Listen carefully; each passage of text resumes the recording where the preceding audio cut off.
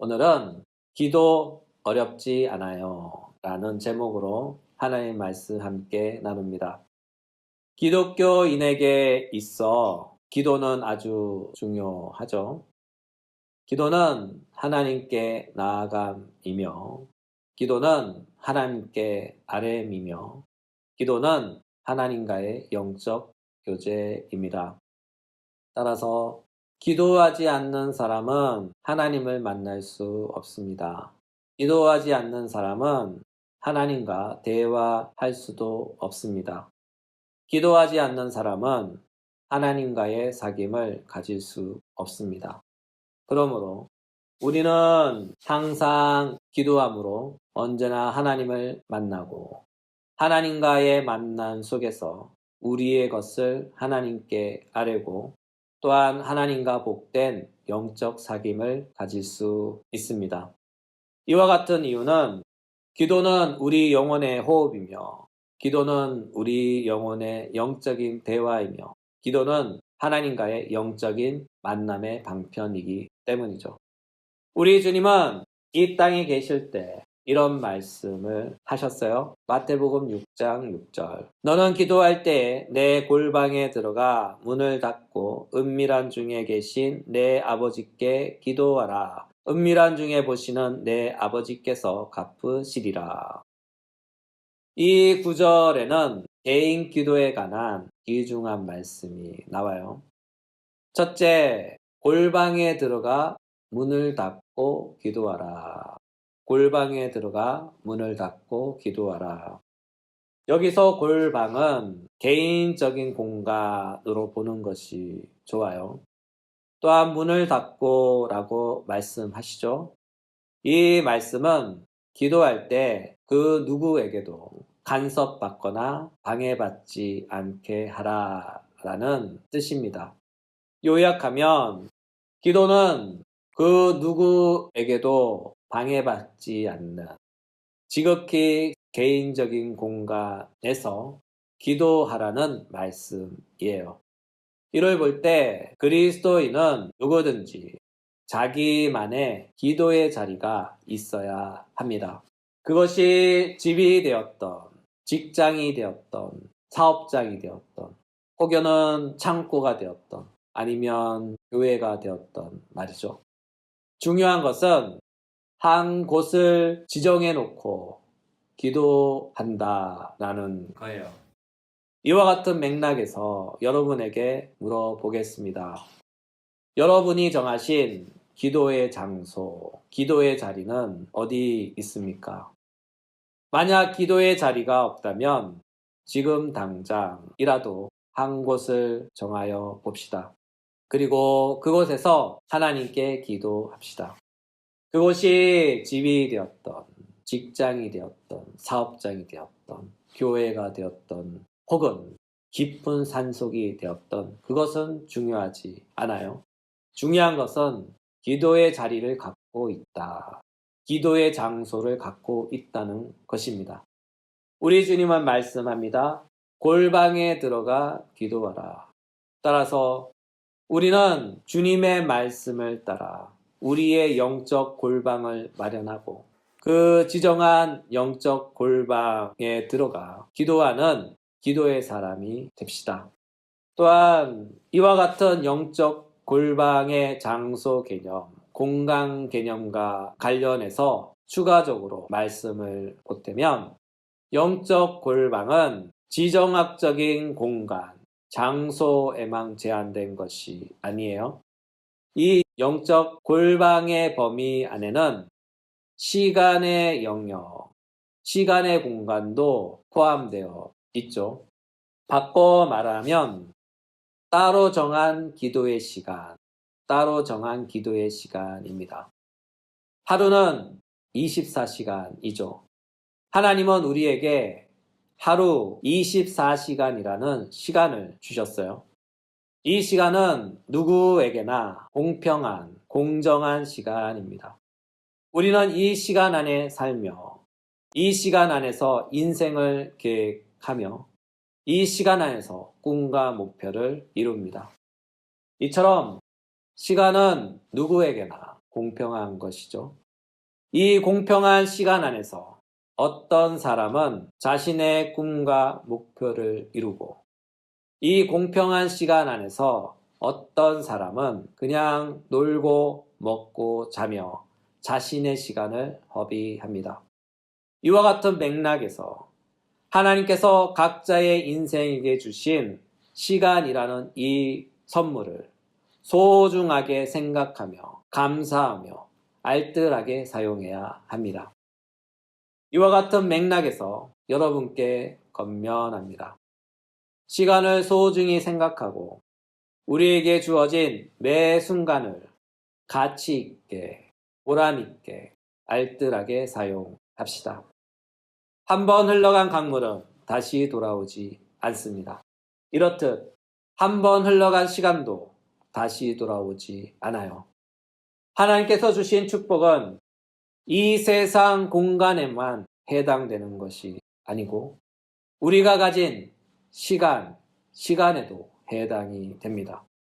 하루를 매 순간을 복되게 사용하는 사람은 하나님께서 복된 인생을 선물로 주실 것이며 하루를 매 순간을 헛되게 사용하는 사람은 하나님께서 헛된 인생을 선물로 주실 것입니다.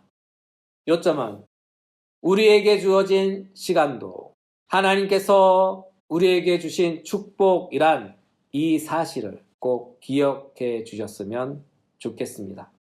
이와 같은 요점을 따라 하나님께서 축복하신 시간 가운데 일정 양을 정해서 하나님을 위해 사용하라는 거예요.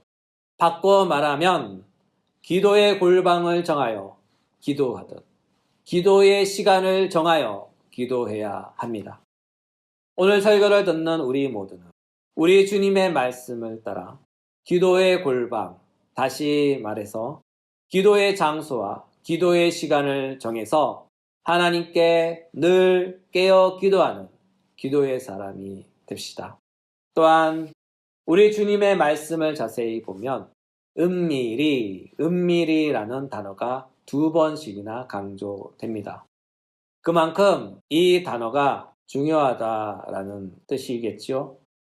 은밀함, 이 말씀은 비밀리에, 몰래, 숨어서란 뜻이죠. 이 단어의 뉘앙스를 생각해 볼 때, 이 단어는 몰래, 아무도 모르게, 들키지 않게 라는 의미로 보아도 무방할 듯 합니다. 바꿔 말하면 기도는 은밀한 장소에서 하나님과 은밀한 만남을 갖는 거예요. 쉽게 표현하면 비밀 데이트 같은 거죠. 이를 볼 때 기도는 하나님과의 은밀한 만남인 것 같습니다. 마치 연인과 사귀듯 다른 사람에게 들키지 않게 몰래 만남을 갖는 것이죠. 이 모든 것을 종합하여 한원하면 기도는 하나님과의 은밀한 만남, 사귐이다 라는 거예요. 성경에서는 종종 하나님과 우리 사이를 사랑하는 연인 사이, 부부 사이 등으로 표현합니다. 성경에서 노래 중에 노래라고 닉네임이 붙은 성경이 있어요. 바로 아가서입니다. 한글로 아가서의 뜻은 아름다운 노래라는 뜻인데 오늘날 표현으로 의역해 보면 살짝 가하게 의역해 보면 사랑의 노래 정도로 의역할 수 있겠습니다. 왜냐하면 아가서의 주된 내용이 사랑하는 남녀가 몰래 은밀한 사랑을 나누는 이야기입니다. 마치 로미오와 줄리엣 생각하면 될 듯해요. 이것은 아가서의 내용 중 하나입니다. 아가서 1장 15절 내 사랑아 너는 어여쁘고 어여쁘다. 내 눈이 비둘기 같구나. 이처럼 아가서의 내용을 대략 요약해 보면 이렇습니다. 넌 참 이쁘다. 넌 참 사랑스럽다. 이런 내용들이에요. 이 때문에 많은 성경학자들이 아가서를 성경으로 보아야 할지, 연애 소설로 보아야 할지 고민과 논쟁이 많았다고 해요. 그럼에도 불구하고 아가서가 성경으로 인정된 까닭은 남녀의 사랑 이야기가 마치 하나님께서 당신의 백성을 뜨겁게 사랑하시는 사랑의 마음이 너무나 잘 표현되어 있다라고 판단했기 때문입니다. 이처럼 하나님은 우리와 뜨거운 사랑, 은밀한 사귐을 갖길 원하십니다. 혹 오해가 있으실까봐 혹여나 하는 마음에 말씀드리는 것인데, 제가 그렇게 해석한 것이 아니고 아가서가 원래 그런 내용이다라는 것을 설명해 드린 거예요. 예배 후에 제 말이 맞는지 안 맞는지 성경책을 펴보시고 한번 찾아 읽어보시기를 권면합니다. 아가서는 구약 성경 안에 있고요. 장수가 짧아서 집중해서 읽으면 15분 정도면 다 읽을 수 있습니다. 여튼 여기서 요점은 아가서의 내용이 그렇다 하는 거예요. 이와 같은 맥락에서 성경은 우리를 향한 하나님의 사랑을 이렇게 표현했어요. 출애굽기 20장 5절, 나 내 하나님 여호와는 질투하는 하나님인지. 그렇습니다. 우리가 믿는 하나님은 우리를 너무나 사랑한 나머지 우리의 사랑을 뺏기는 것을 너무 싫어합니다. 그래서 누군가 우리 하나님과 우리 사이에 끼어들면 질투하시는 하나님이라고 해요. 그것이 돈이든, 그것이 사람이든, 그것이 때로는 자식이 되든, 심지어 우리의 취미 생활까지도 하나님과 우리 사이에 은밀한 만남에 방해가 된다면 하나님은 그것까지도 질투하신다는 거예요. 다시 말해 그 어떤 것도 하나님과 우리 사이에 끼어드는 것을 하나님은 아주 싫어합니다. 왜냐하면 하나님은 우리의 남친이 되시고 하나님은 우리의 연인이 되시기 때문이죠. 이와 같은 맥락에서 하나님께 드리는 기도는 마치 연인과의 알콩달콩한 사랑의 대화와 같은 거예요. 여러분, 연인 사이에, 부부 사이에 정말 비밀스럽게 나눌 이야기들이 참 많죠. 이와 같은 이유로 우린 기도할 때 은밀한 골방에 들어가서 기도해야 합니다. 하나님께 할 말, 못할 말, 미주알, 고주알, 이런저런 이야기, 은밀한 이야기까지 모두 다 기도의 내용이 되고 주제가 되고 그것이 기도를 통하여 대화의 통로가 됩니다. 하나님과 알콩달콩 사랑의 대화를 나누는 것이죠. 따라서 골방에 들어가서 기도할 때는요, 격식, 형식, 절차 이런 허례의식 갖추려 하지 마세요. 또한 고상한 말, 우아한 말, 논리정연하게 기도하려고 하지 마세요. 이치에 맞는 말, 계산된 말, 준비된 말 하려 하지 마세요. 그냥 친한 친구에게 말하듯이, 사랑하는 사람에게 말하듯이 그냥 말하시면 됩니다. 단도직입적으로, 구체적으로, 콕 집어서 말하셔도 됩니다. 솔직 담백한 말 하시면 됩니다. 이와 같은 맥락에서 여러분께 물어보겠습니다. 하나님께 기도하는 것이 쉬운 일일까요? 아니면 어려운 일일까요? 정답은 네, 아주 쉬운 일입니다. 그냥 솔직하게 말하면 됩니다. 하고 싶은 말 하면 돼요. 골방인데 어떻습니까? 단둘인데 어떻습니까? 아무도 모르는데 할 말 못할 말이 어디 있겠습니까? 그렇죠? 더욱이 은밀한 곳에서 문을 꽉 닫고 몰래 숨어서 기도하는데 그것을 누가 어떻게 알까요? 내가 하는 말 하나님밖에 모릅니다. 그러므로 하나님께 기도하는 일은 참 쉬운 일, 참 쉬운 일입니다. 단 몇 가지 규칙만 지키면 돼요. 나만의 골방을 갖는다. 나만의 기도의 시간을 정한다. 그리고 가장 중요한 거, 문을 꼭 닫고 기도한다. 이 규칙만 지키면 우리의 기도는 훌륭합니다. 따라서 하나님은 우리의 기도를 기다리시며 우리와 연애하시길 원하시며 우리와의 사랑의 대화를 나누시길 간절히 바라십니다. 그러므로 우리 모두 기도합시다. 하나님께서 여러분의 기도를 듣기를 원하십니다. 그러나 우리는 이와 같음에도 기도하기를 꺼려해요. 수많은 이유들이 있겠지만 그 중에서 한 가지를 굳이 뽑으라면 바로 하나님 앞에 서기를 두려워한다는 거예요. 왜 두려울까요?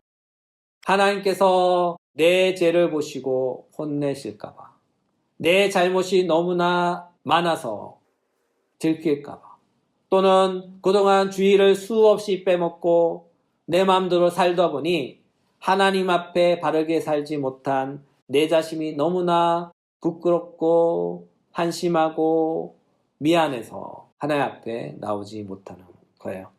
이 모든 것을 한마디로 요약하면 내 자신을 뒤돌아보니까 하나님 뵐 낯이 없더라 하는 거죠. 조금 더 쉽게 표현하면 하나님 앞으로 나아갈 자신이 없더라 라는 거예요. 만약 이와 같은 이유가 맞다면, 이와 비슷하다면 오늘 성경이 여러분에게 하는 말씀에 귀를 기울여 보세요. 이 말씀은 하나님 아버지의 마음을 잘 표현한 우리 주님의 비유입니다. 조금 긴데 끝까지 잘 들으셨으면 좋겠습니다. 누가복음 15장 11절부터 24절. 어떤 사람에게 두 아들이 있는데 그 둘째가 아버지에게 말하되 아버지여 재산 중에서 내게 돌아올 분깃을 내게 주소서 하는지라. 아버지가 각각 재물을 나누어 주었더니 그 후 며칠이 안 되어 둘째 아들이 재물을 다 모아 가지고 먼 나라에 가 거기서 허랑방탕하여 그 재산을 낭비하더니 다 없앤 후 그 나라에 크게 흉년이 들어 그가 비로소 궁핍한지라. 가서 그 나라 백성 중 한 사람에게 붙어 사니 그가 그를 들여보내어 돼지를 치게 하였는데 그가 돼지 먹는 지염 열매로 배를 채우고자 하되 주는 자가 없는지라. 이에 스스로 돌이켜 이르되 내 아버지에게는 양식이 풍족한 품꾼이 얼마나 많은가. 나는 여기서 두려 죽는구나.